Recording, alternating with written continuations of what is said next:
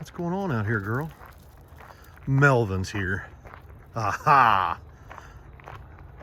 I thought I smelled fuckery. Let's go see what Melvin's doing. Melvin! Melvin! Now what are you doing? Finish these doors. Oh. Dude, check this out. This thing looks so good. Dude, the shit wagon has fender flares to cover all the rust. Holy crap, those look good. Really good. Now they'll really rust. Is Billy out here? What are you doing? After replacing the seat cover. Oh, for your Banshee? Yeah. Nice. We just got all kinds of shit going on out here. Banging and clanging. Pretty good, huh? Yeah. Truck looks really good, the shit wagon truck. Yeah. Melvin's out there trying to buff in the dark. Dude, the video was awesome.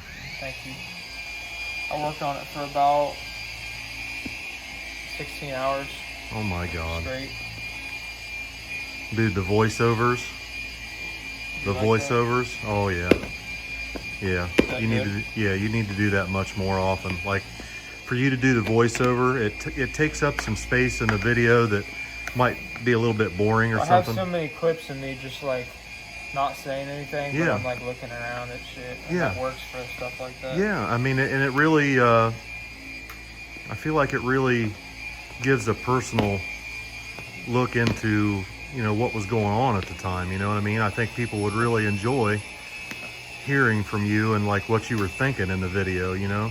Yeah. Like that really draws people in. It draw me in because I couldn't take my eyes off of it. That's awesome.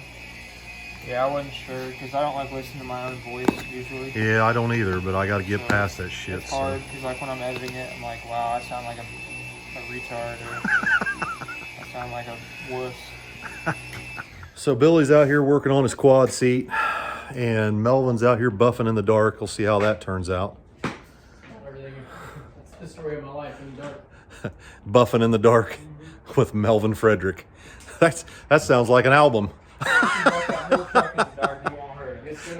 Yeah, you can buff that whole truck in the dark and you'll never hurt a thing, trust me. Dude, that little shit wagon truck's actually turned out pretty good. Yeah.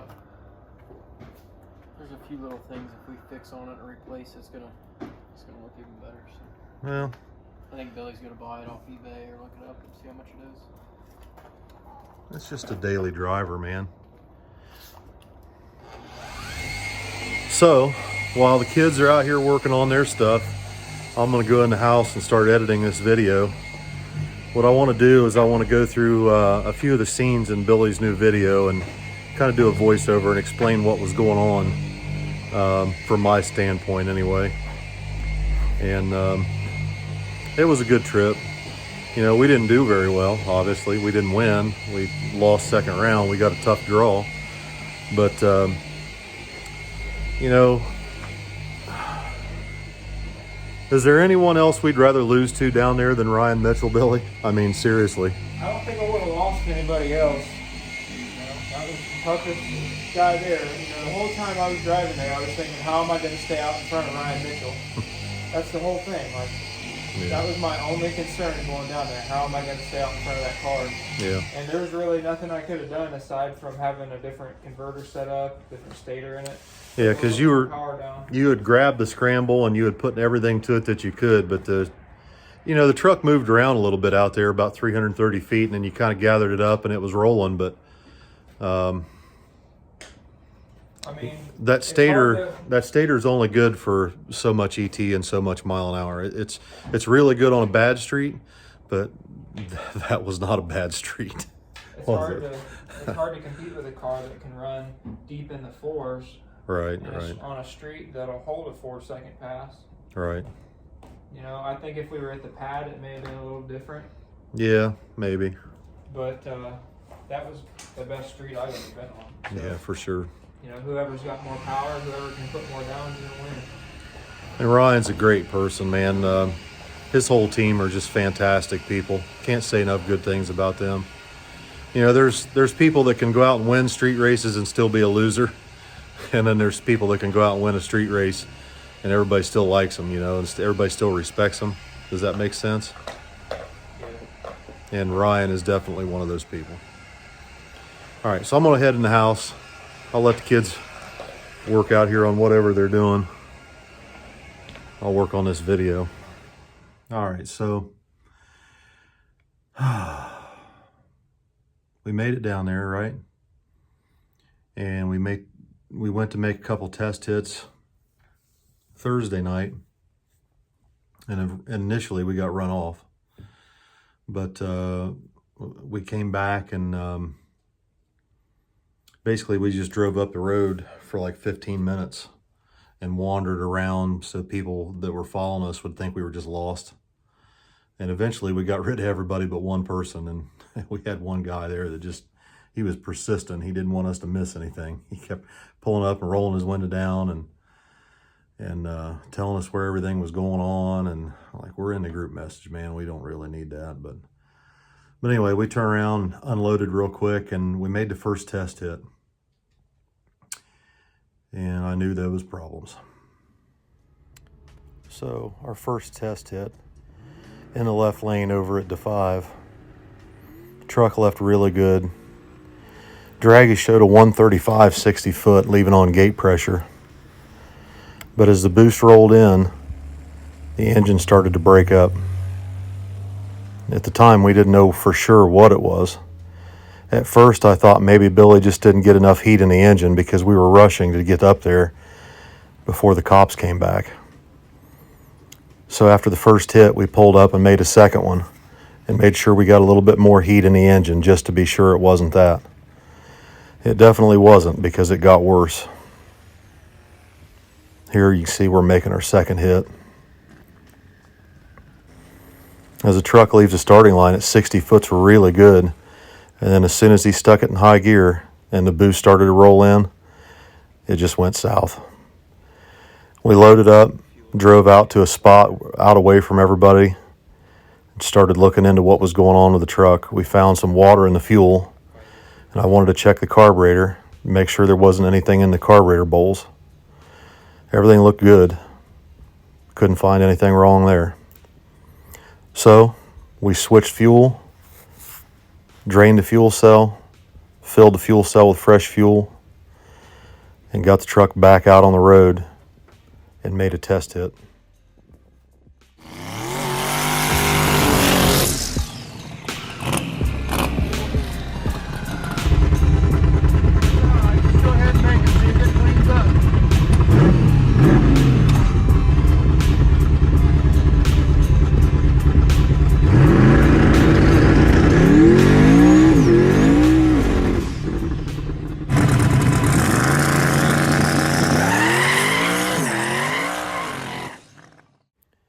The truck knocked a tire on the hit, but we weren't worried about that. The shocks were set for the pad and the 5, not a virgin road. Anyway, we loaded the truck back up, drove back to the hotel, got underneath some hotel parking lot lights and started looking everything over. The only thing I could figure was that the distributor cap must have been full of moisture. It was. But after further inspection of the distributor and the ignition system, we had bigger problems. By this time, it was almost 2 o'clock in the morning, and we had already driven 13 or 14 hours straight through from Ohio. We had stopped and slept in a church parking lot for 2 or 3 hours and got back up and got on the road once the sun had come up. But we were tired. I mean, we were really tired, and now we got this problem, so we felt confident that we had found out what the problem was. Now all we had to do was find the parts. So I went up to the hotel room and got on Facebook and made a post. And of course, it's Friday morning, 2 or 3 in the morning. It's a work day. Most people are in bed. But I tagged a few people, and lo and behold, our old friend from our first trip down there, Todd Spears, answered the call. He happened to have a whole mess of distributor parts from back when he used to run big block Chevys. So we went to visit Todd. Oh, terrible, man. Hey, Billy. How you doing, buddy? Good to see you again. What's going on? How are you? Doing good. Appreciate you all offering to help us. Well, I hope I got what you need. So once we got to Todd's shop, he drug out this old filthy dirty tote, unloaded a bunch of distributors, and we took inventory of what we had to work with. Todd had a Mallory distributor with a bronze gear, which we needed the bronze gear, but he also had a brand new MSD distributor, but it had a steel gear. So we needed the bronze gear off the Mallory on the MSD shaft, but we couldn't use Todd's distributor because it didn't match our cap. So I took Todd's MSD distributor apart, put its shaft in our housing, and then drilled out the Mallory bronze gear to fit an MSD distributor and pieced it back together this way. It was quite an ordeal, but we managed. And once we got it all back together, it was time to fire it up.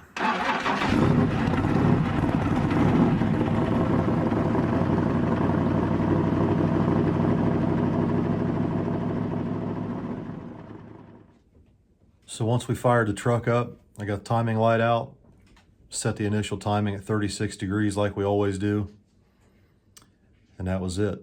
The truck seemed to be ready to go. Todd was gracious enough to refill 2 of our empty fuel jugs, which we had used up when we flushed the fuel system out the night before. Refused to take a dime for any of it, not even the parts. He's a good dude. We greatly appreciate his friendship and all his help. Todd also gave us the location of a test spot that we could go out and make a pull on the truck safely.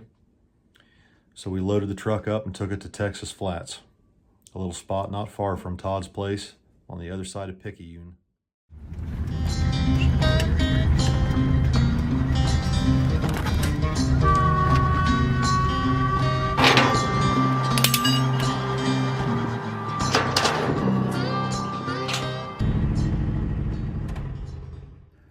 So we get the little truck out to Texas Flats.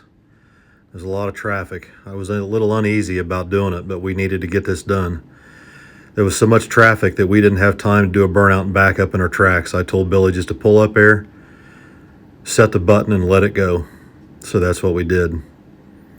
Instantly, as the boost rolled in, I could hear the truck was making power, and we knew it was fixed.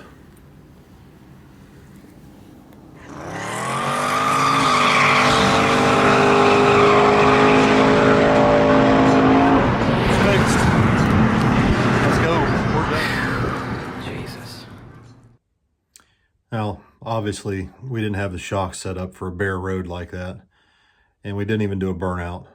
We just literally pulled up there with the tune-up that Billy had in it for the pad and turned it loose on a bare road. He pedaled it, and it still went 620 at 134 in that clip that you just saw right there on a bare road with no burnout. So we were just happy to have the truck fixed. We knew it was ready to go. Now we were back to square one. After all that work and all that time and effort and aggravation, we were finally back to where we started when we made it to New Orleans, almost 24 hours prior. This video brought to you by Stripper Glitter Traction Compound. Trust me when I tell you, that shit sticks to everything.